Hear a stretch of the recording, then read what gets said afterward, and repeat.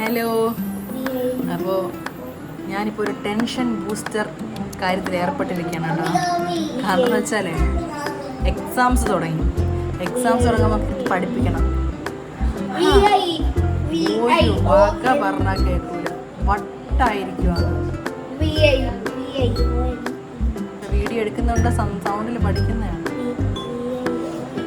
അയ്യോ ഹലോ, എക്സാമിന് പഠിക്കണം. നിനക്ക് എക്സാം ഉണ്ടാ? മമ്മിക്കോ ഉണ്ട്, നാളെ എക്സാം ഉണ്ട്. മമ്മിക്കോ എക്സാം ഉണ്ട്. അതു എന്തോ പഠിക്കണ? അതു എന്ത് പിണക്കം? എന്ത് പിണക്കം? എന്താ അത്? അതു പിണങ്ങണമെങ്കിൽ പിണയ്ക്കോ, പിന്നെ കുഴപ്പമില്ല, നോ പ്രോബ്ലം.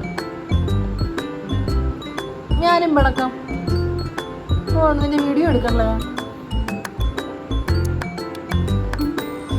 എന്താണ് കാര്യമായിട്ട്?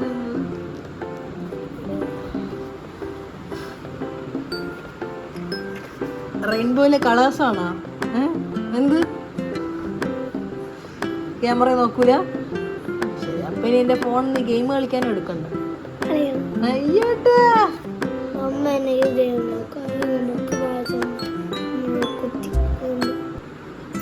ഞാൻ ക്വസ്റ്റ്യൻ ചോദിക്കട്ടെ, അത് പറയുമോ? What are the colours we can see in a rainbow?